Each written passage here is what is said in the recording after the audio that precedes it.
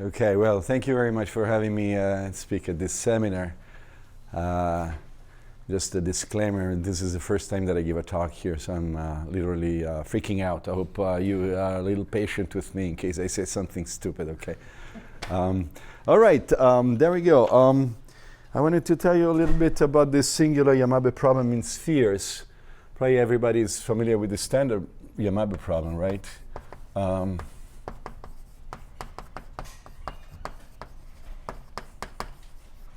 So you're giving a compact manifold, and you want to find a metric, say, G0 in the conformal class of G with the scalar curvature of G0 constant. Okay, and you can always do this, and this is a famous result, which was proved with a combined effort by several authors, including Yamabe,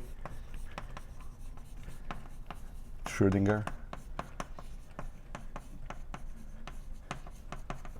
Aubin, and McShane. And so there are several ways you can generalize this problem. For instance, you can take either, generalizations.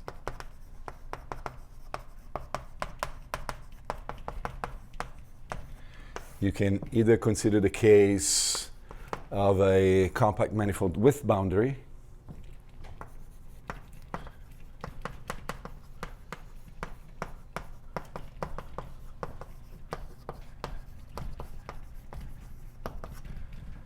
or you can take non-compact manifolds.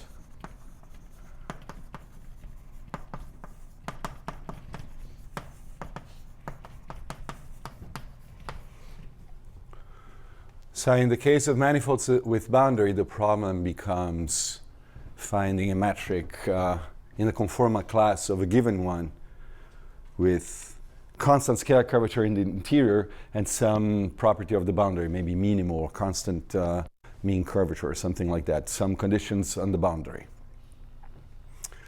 Whereas in the non-compact case, you have to give conditions at infinity.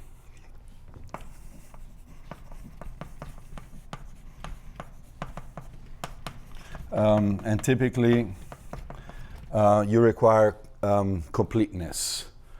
So you're given a non-compact manifold now.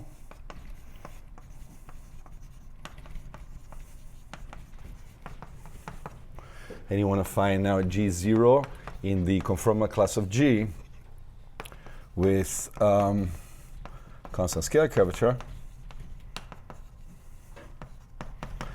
and G0 complete.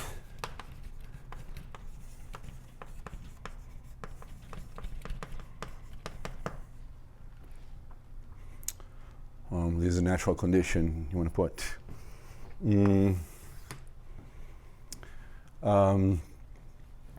Along this line, you can formulate the so-called singular Yamabe problem. It consists in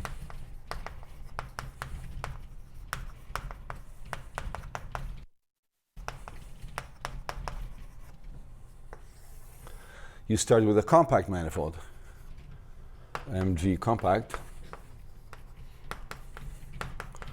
and then you take a closed subset of M,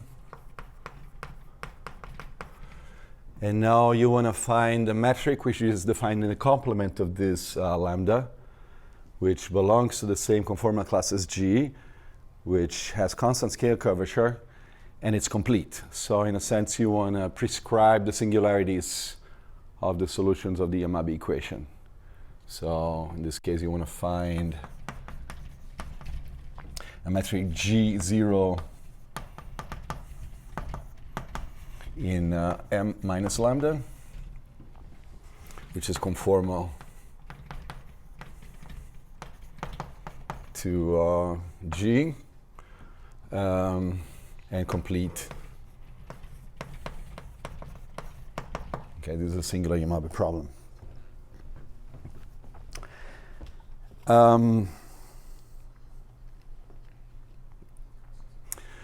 And unlike the compact case, the singular Yamabe problem may have no solution. Okay, there's a famous counterexample.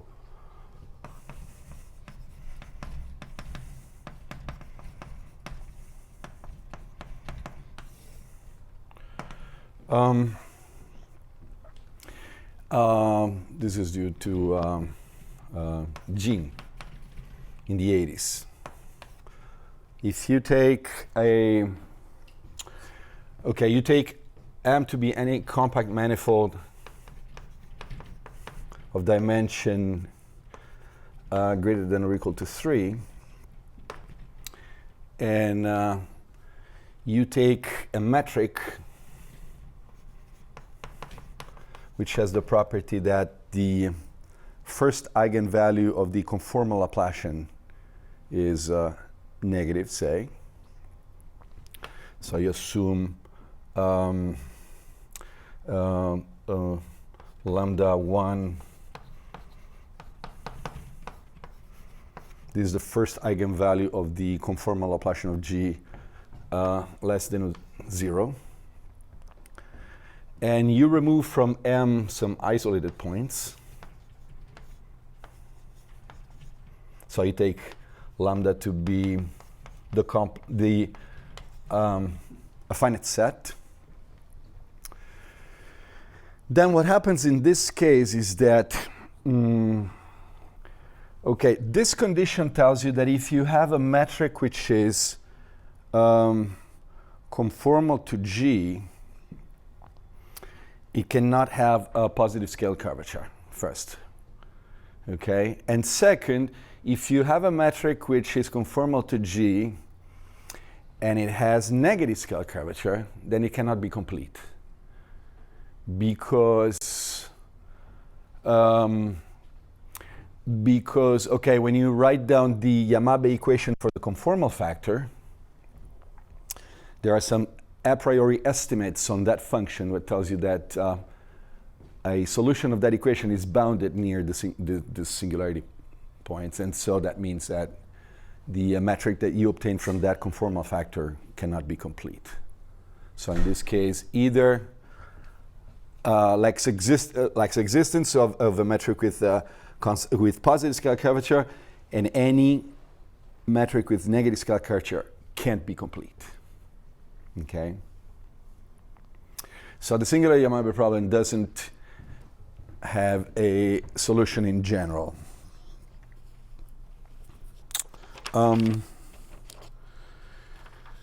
There's some, of course, okay. An interesting case is, a very interesting case is for the singular Yamabe problem is when M is a sphere. This manifold is the round sphere. For all types of Yamabe problems, a sphere is an interesting case due to many reasons. For instance, the conformal group is non-compact. So there are some results, some existent results. Let me mention a few known facts. So let me give you a little bit of bibliography on this. I think the first paper I know about the subject is from 1974, a paper by Löwner and Nirenberg. They find some solutions in Sn minus lambda when the Hausdorff dimension of lambda has to be greater than or equal to m minus 2 over 2, and they have negative scale curvature.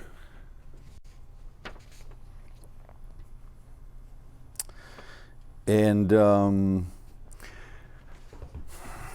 result from 1998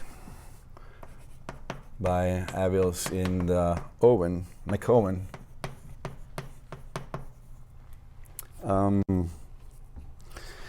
They prove in general that for any m,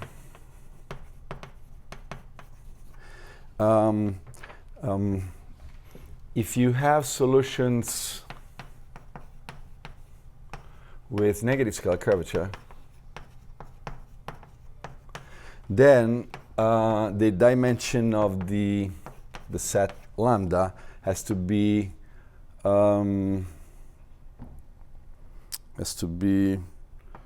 greater than or equal to m minus 2 over 2. So this condition is really necessary here if you want to have solutions with negative scalar curvature. In 1991, Mazzeo proved that that in this situation here, there is uniqueness of solution. There can be more than one solution. So in the above situation,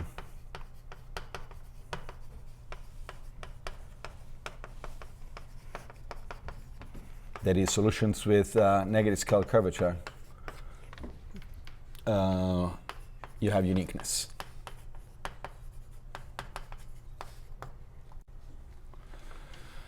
So if you want to have solutions with negative scalar curvature, you have to remove a set which is sufficiently large.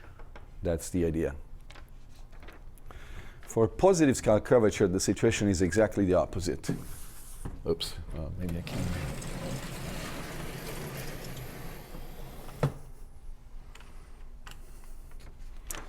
So in 1988, a paper by Chain and Yao Chain, they proved that Sm minus lambda admits a complete metric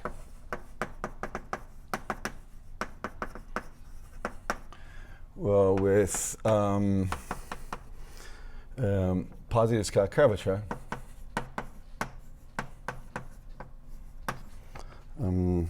If this happens, then the dimension of lambda has to be less than or equal than n minus 2 over 2. So if you want to have solutions with positive scalar curvature, then the singularity set has to be small. And in some other papers by Mazzeo and Packard, they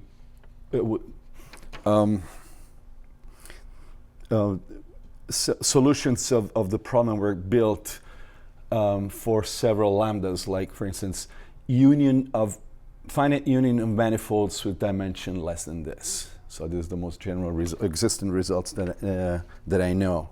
So in 1996, 1999,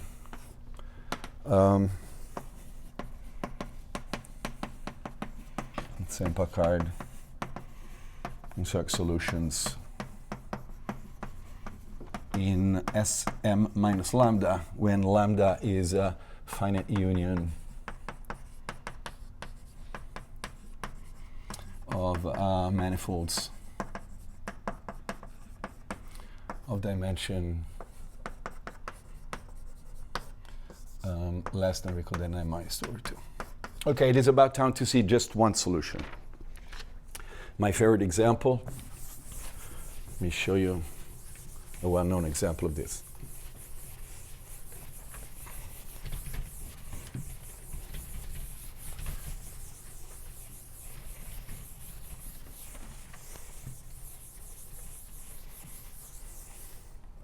So let's see.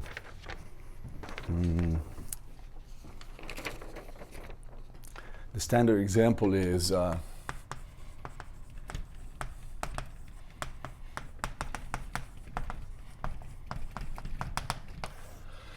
you take a sphere dimension n and you remove an equator of dimension k. Okay. So in this case, first of all, you observe that Sm minus Sk, this is conformally equivalent to Rm minus Rk using stereographic projection. Okay. And then, okay, let us use cylindrical coordinates here in Rm.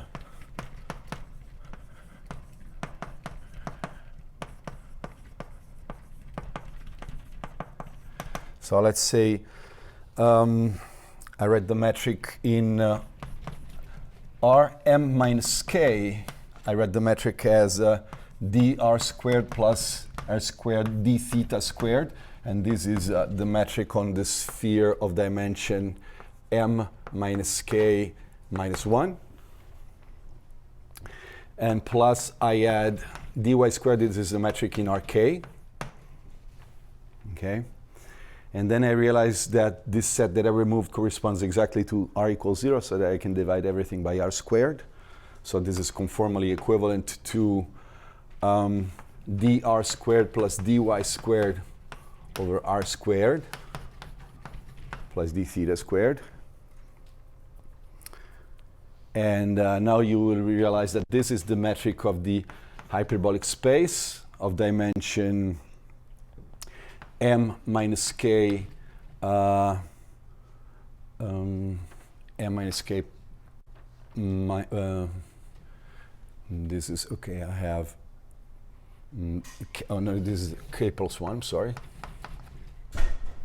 And this is the metric of the sphere of dimension m minus k minus 1.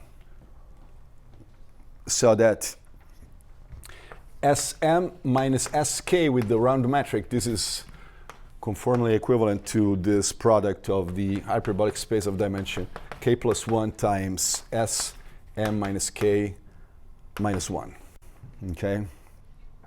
So the product metric here is evidently complete, and it has constant scale curvature. So this is a solution of the singular Yamabe problem in Sm minus Sk, so product metric.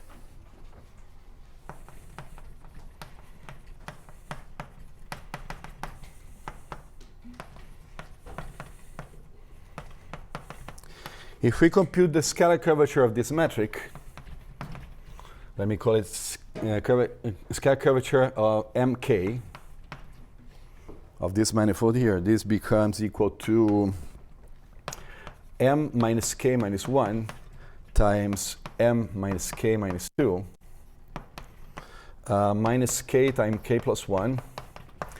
And doing the computation, you will find that this number is positive exactly when k is less than m minus 2 over 2. Which sort of fits with this description here. Right. So in particular, if k is larger than this number, then the scalar curvature of this product metric would be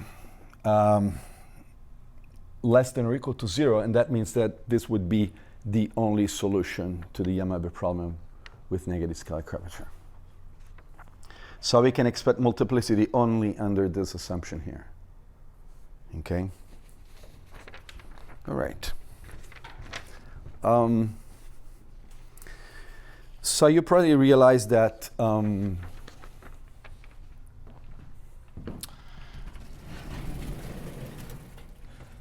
one of the questions, one of the most important questions is the question of completeness. So solving the PDE, the Yamabe PDE, and getting some constant scalar curvature metric is okay, but completeness is a problem. So there are a class of solutions where the completeness problem sort of disappears. And those are solutions that we call periodic. Let me tell you a little bit about periodic solutions.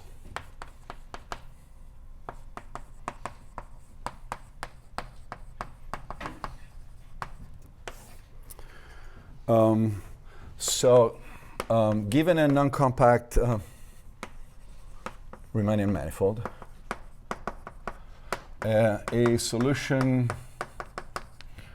of the a problem in Mg is called is said to be periodic if it is the pullback to M of a metric defined in a compact quotient of M. if it is the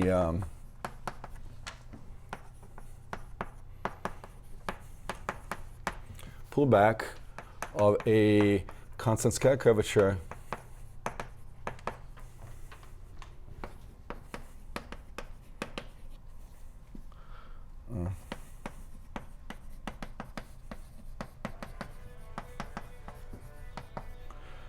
defined on a compact quotient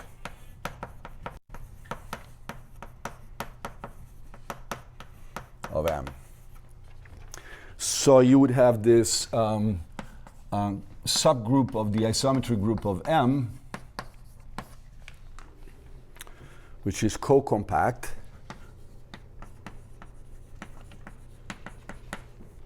and that acts freely on M. And so a compact quotient would be quotient of the action of this group on M. So in this case, gamma is called the period.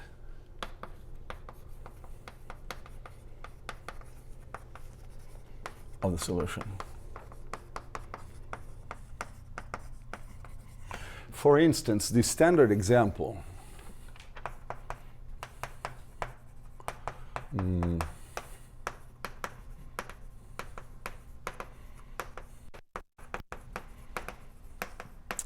is a periodic solution on in Sm minus Sk. Because we have seen that this is the same as the hyperbolic space of dimension K Sm minus K minus 1. And okay, if you take now gamma a co-compact subgroup of the isometry group of this, you get a hyperbolic surface. Right? So if you take gamma co-compact in the isometry of hk plus 1, then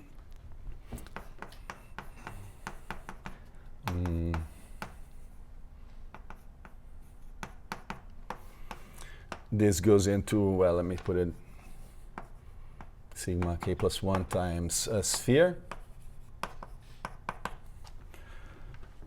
This is the quotient of h k plus 1 by gamma. You have a hyperbolic metric, and you pull it up, you pull it back, and you get the hyperbolic metric here. Okay. This was exactly the starting point of our investigation. I'll tell you in a little bit my co-authors on this, with the observation that there is only one hyperbolic metric here, right? But there's many hyperbolic metrics here. Only in the case of k equals 1, let's say. All these metrics, when you pull them back, they give you the same solution here, okay? But maybe there are some others here that we can find, to pull back here. So, trying to use, trying to exploit this geometry of compact quotients of manifolds to find new solutions. Okay, so that's what we plan to do. So let me tell you some results that we have obtained, and then I'll discuss a little bit the idea of the proof. So the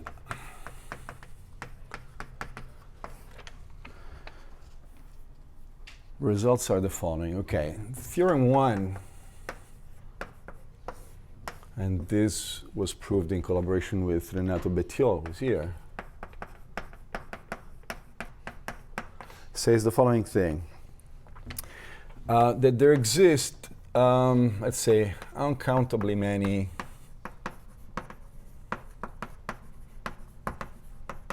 solutions of the singular Yamabe problem in Sm minus Sk with the run metric, I'm sorry, S1, if m is greater than or equal to 5, okay? And one can find them with scalar curvature which is arbitrarily close to the corresponding scalar curvature. With scalar curvature arbitrarily close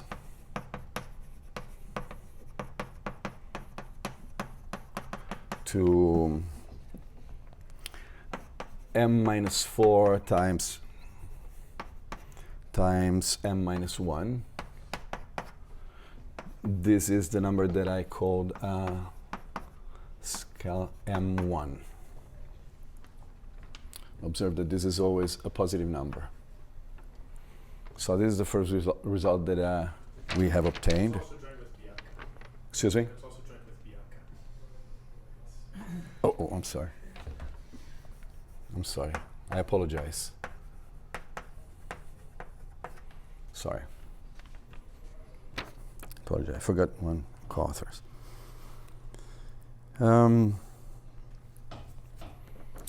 Okay, so this is the first theorem. Theorem 2.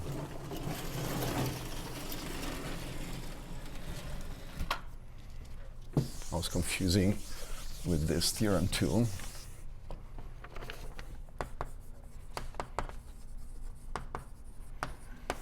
And this is with only the two of us.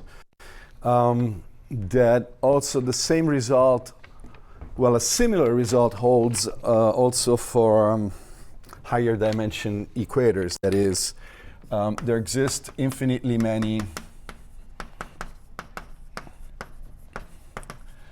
solutions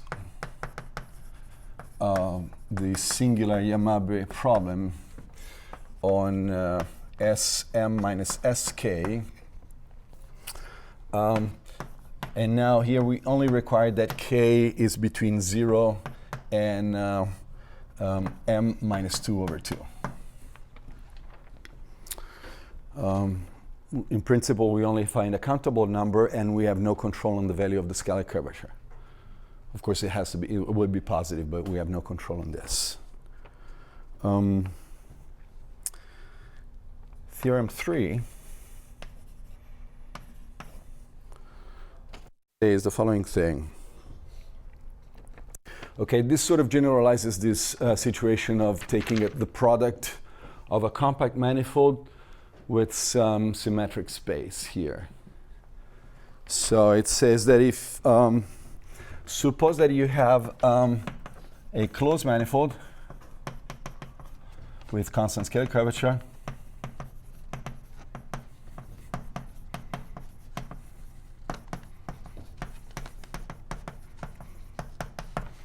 and you take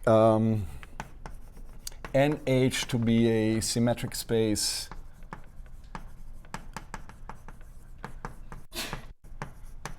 non-compact type.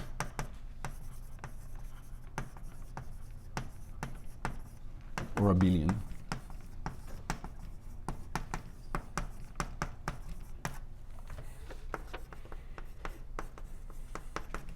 And you assume that the scalar curvature of the product metric G plus H is positive.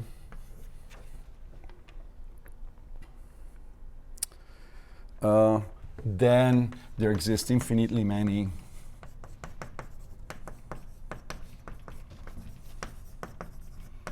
solutions of the Yamabe problem in the product M times N with the metric G direct sum with H.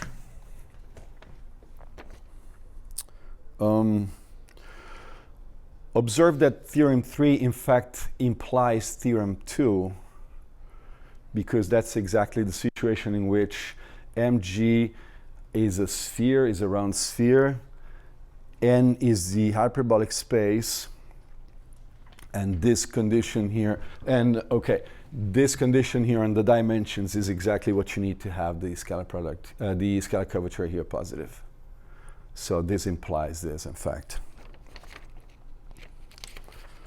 Maybe I can write also another couple of statements, and then I will discuss how you prove that.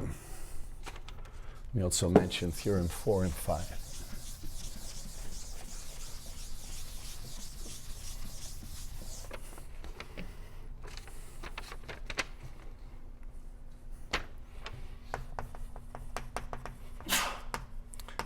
Theorem 4, I guess this is, it's only with you, right? Yeah, sorry.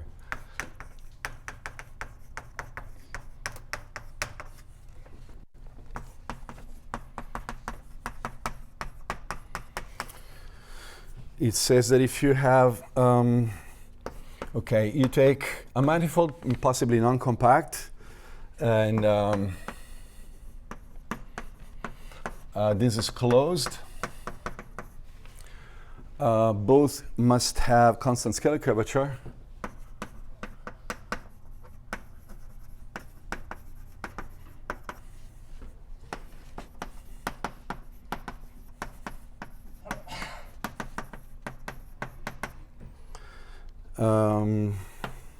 And you assume that this scalar curvature of G has to be positive. And you have a topological condition on sigma 0. You want to assume that the fundamental group of sigma 0 is a group which has a property. Let me state it here, and then I'll tell you what this is about. This has to be a group with infinite profinite completion.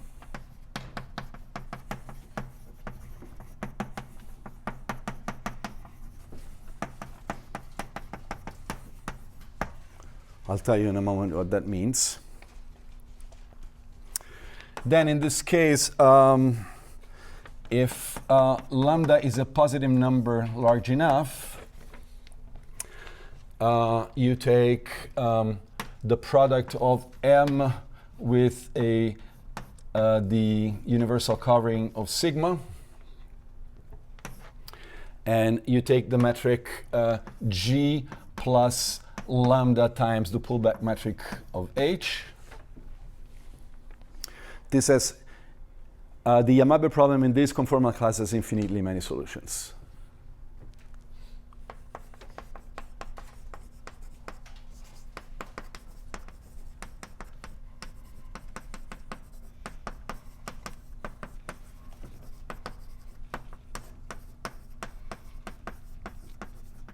For the Yamabe problem in this class.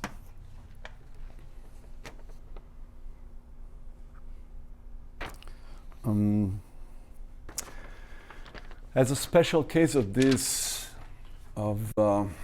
example, let me also mention that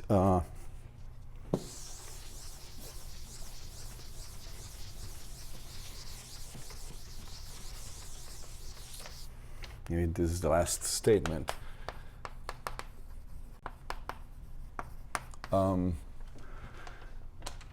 So in the special case where sigma z, okay, and I consider something of the form,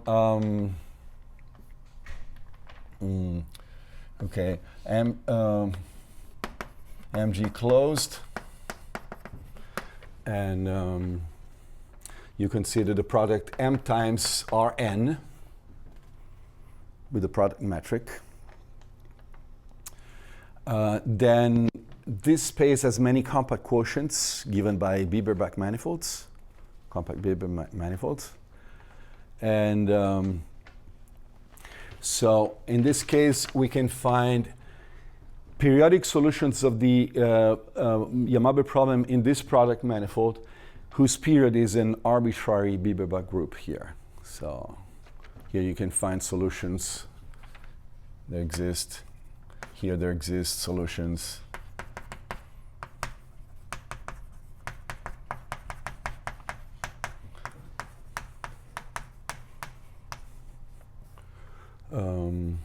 With arbitrary period.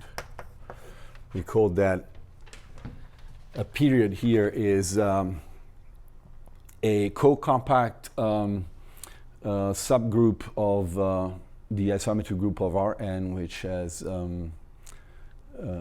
which acts freely on Rn. Those are called Biba groups. So.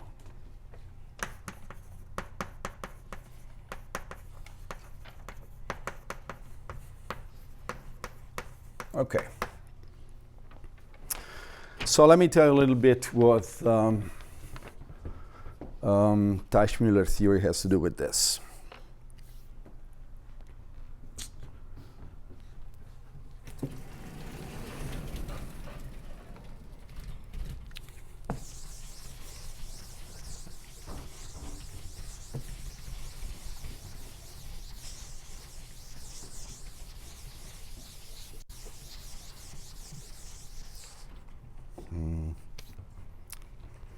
Actually, I owe you the definition of this, right? So let me see. The profinite completion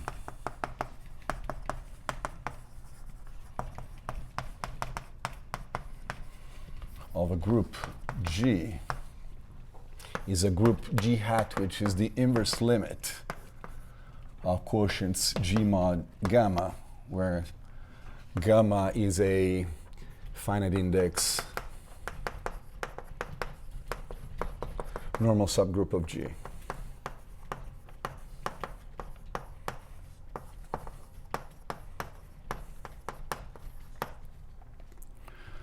So in particular, G has infinite profinite completion.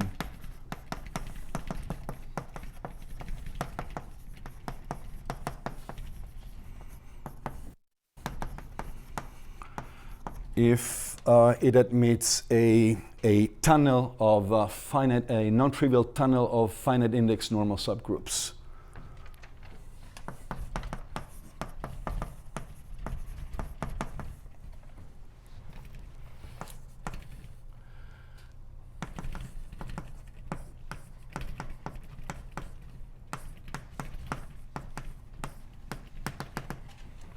Where each GK has finite index in G and is normal.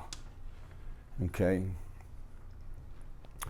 So for a manifold to have the fundamental group which has infinite profinite completion, that is the same as the fact that the manifold admits a tower, an increasing tower of compact coverings, finite coverings.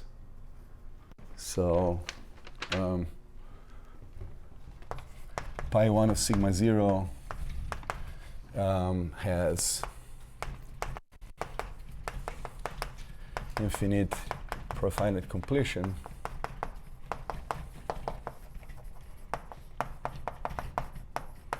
If and only if there exists a tower of finite sheeted coverings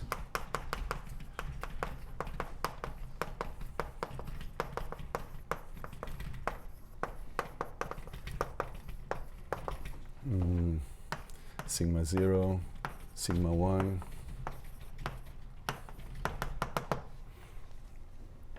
Okay.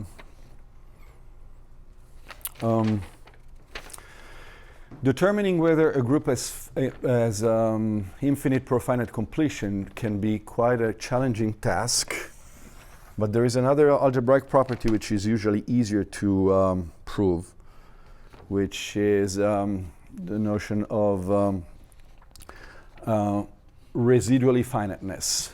A group G is residually finite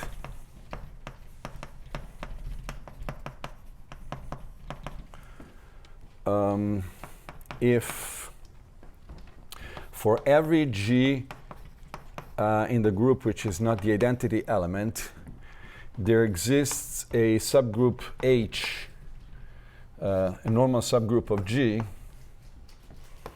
with finite index in G that does not contain the element G.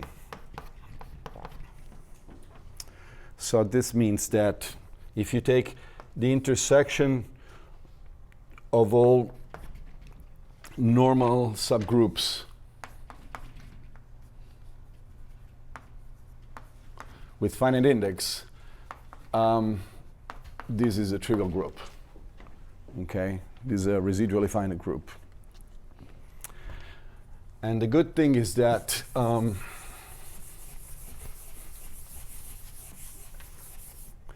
there is always a homomorphism from the group into its profinite completion, whose kernel is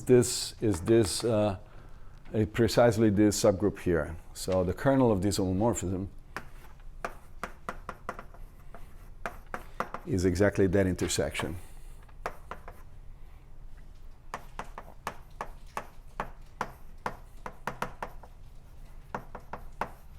So that if G has infinite order, and G is residually finite,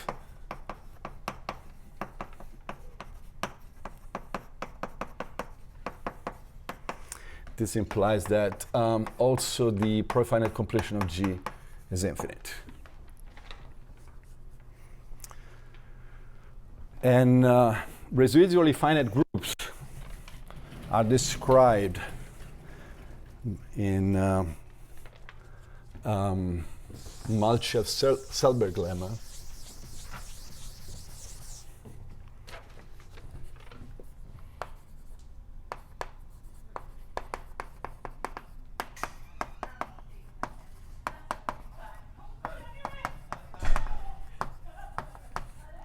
If you have if G is a finitely generated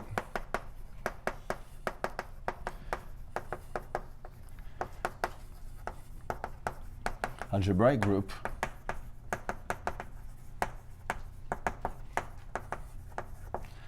then G is residually finite.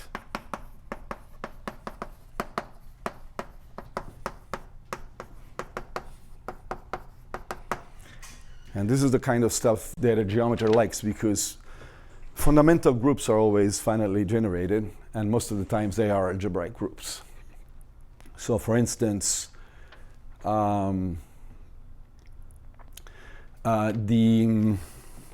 example of this, a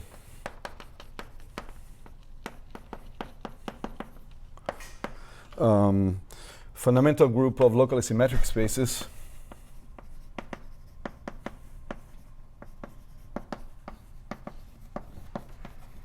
of locally symmetric spaces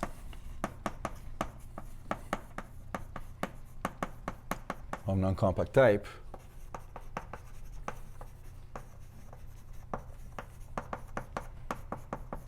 are residually finite.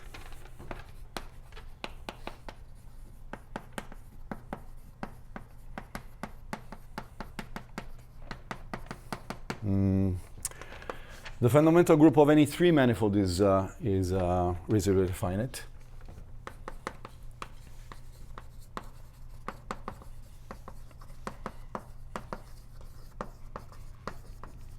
Any three manifold. And also the fundamental group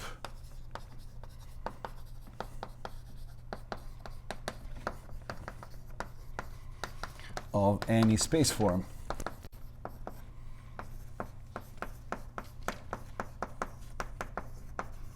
with non-positive curvature.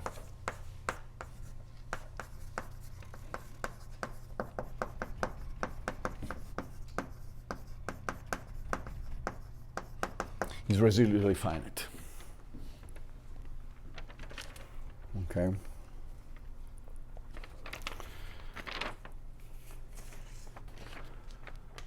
So how does one prove this theorem once you have an infinite profinite completion fundamental group?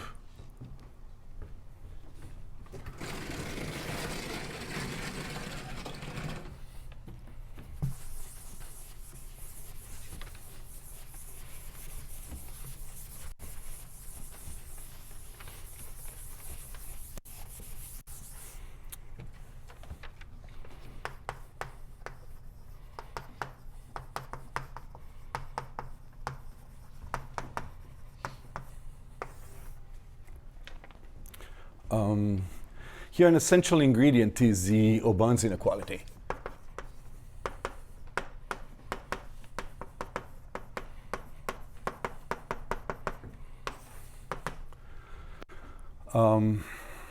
Everybody's familiar with the Hilbert-Einstein functional.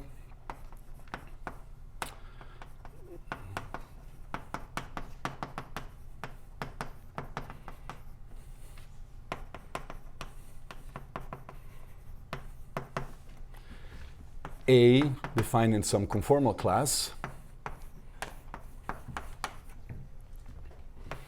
A of symmetric G is the volume of G raised to the power 2 minus m over m, dimension of the manifold, times the integral. So here we have a Riemannian manifold of dimension m, the integral over m of the scalar curvature of G with respect to the volume form of G0. Critical points of this function correspond to solutions of the Yamabe problem. And the infimum of this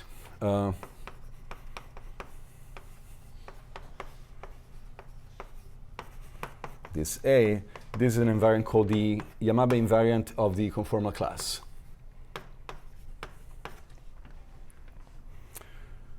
And this is always obtained, this is a minimum. And the corresponding metric is called a Yamabe metric, okay?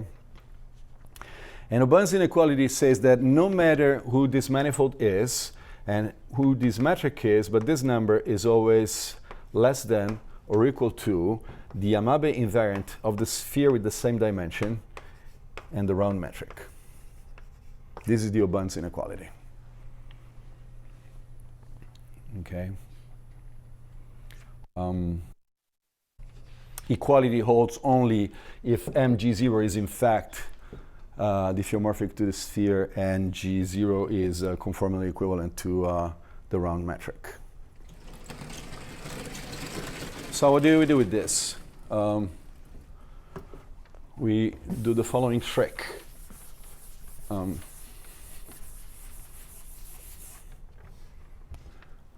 So we start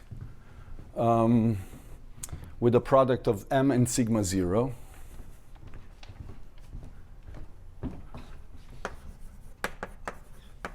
And here we put the product metric G plus H0. And then we construct the tower of coverings. So this will be covered by m times sigma 1, which is covered by m times sigma 2. The existence of this tower is given by the assumption in the fundamental group of sigma 0. And now we pull back this metric here. Okay, and this gives a metric G direct sum with H1. And we compute the Hilbert-Einstein functional over this metric. Okay, and when you go to the covering, if you look at the definition of this functional, for a covering metric, this number is the same. The volume here has increased by a factor which is equal to the degree of the covering, right? So here we get a factor degree of the covering, but then also the same factor comes in here, right? And in this case, it comes with this exponent. So if you do the computation, you will see that in passing from here to here, the value of the Yamabe functional gets multiplied by this positive number, which is larger than 1, which is exactly the degree of the covering to the power 2 over m, which is a positive number. So every time you go backwards, the value of the Yamabe functional is multiplied by degree of the covering to a positive number, okay? So this means that at some point, as you pull back this thing, at some point this number goes to infinity. Can't be. This number will not be less than. Will no longer be less than or equal than the value of the Yamabe function here. So at that point, when you reach that point, that means that in the same conformal class, you have the Yamabe metric has to be different from this pullback metric. So you get another solution of the problem. Okay, and it's easy to see that they're non-equivalent. Well, they have different values of the Yamabe invariant. Okay, so we get another solution at some after a finite number of steps, and then we start pulling back this new Yamabe metric backwards until we get another metric which is no longer the Yamabe metric, and we can keep doing this recursively, and we get infinitely many solutions in the covering space. Okay. So essential ingredients. So in this situation, you see the matrix, the solution of the problem in this space, all of them have different periods because they refer to different coverings.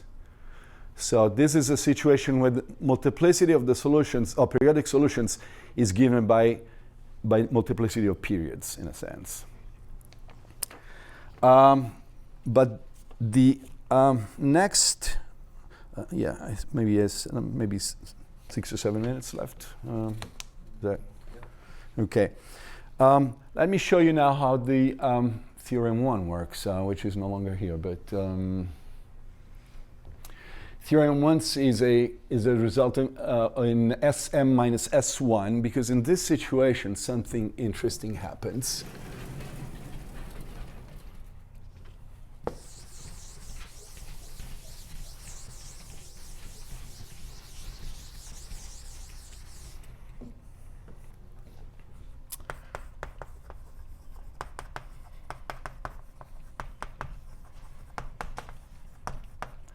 So I want to consider Sm minus S1 with m equal to 5. Okay. So we know that this is conformally equivalent to H2 times Sm minus 2. In this case, let's fix one period here for this space. That is, let's fix one hyperbolic surface of genus, say, D.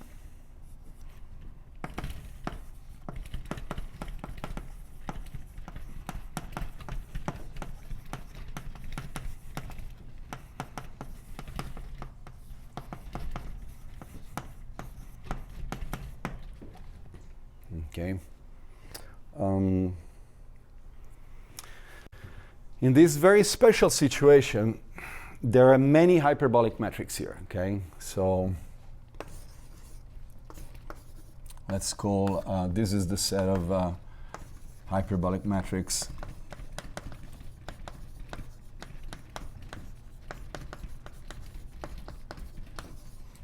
on sigma. And we can consider also the quotient of this space by the action of the diffeomorphism group. This is a Teichmüller space.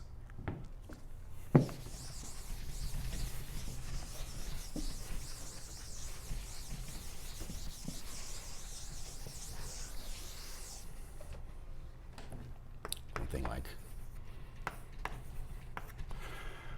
This is a huge space. This is homeomorphic to r to the power 6d minus 6. Okay. So what happens if you consider the covering sigma times Sm minus 2, any hyperbolic metric here, when pulled back, gives you the same metric here. Okay. But every hyperbolic metric here, product the round metric, is a different solution of the Yamabe problem. I mean, each of them has a different is in a different conformal class, but they're all distinct, and they have distinct Morse indices. So here in the compact quotient, you see many different solutions, which become all the same when you pull them back here. Okay. But now what happens is that, okay, let's assume that, let me just make a very trivial picture. Let me draw here the picture of this space. We can take a path of metrics here inside this this space HT, and consider in this space the metric HT direct sum with the round metric here. This is also this is constant scale curvature.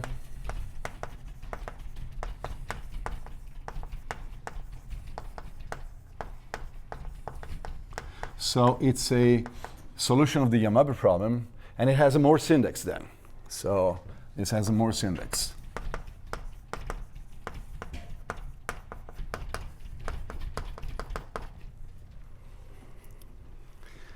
And the computation of this Morse index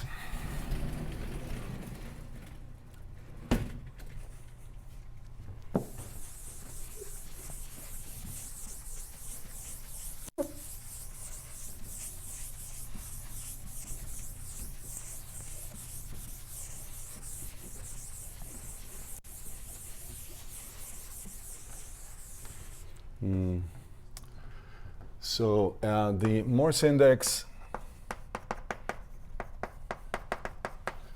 of HT direct sum with G round,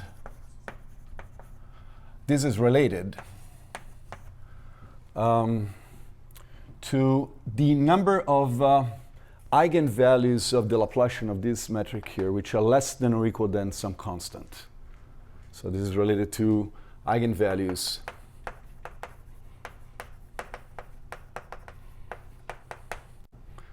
of the Laplacian of the hyperbolic metric HT. And this is where Teichmüller theory comes about, because there are some known properties of the spectrum of a hyperbolic metric. The spectrum of a hyperbolic metric is, okay, there's this special number 1/4, and a finite number of eigenvalues may fall in this region here, but only a bounded number depending on the genus of the manifold. But if you go slightly above 1/4, say 1/4 plus epsilon, you can find arbitrarily large number you can find hyperbolic metrics with arbitrarily large numbers of eigenvalues in this strip here, okay? So if you choose wisely these paths, by selecting paths that at some instant have lots of eigenvalues here, and at some other instant they have all the eigenvalues far away from here, then you can produce a jump of the Morse index here. So produce jump of the Morse index by choosing wisely these paths.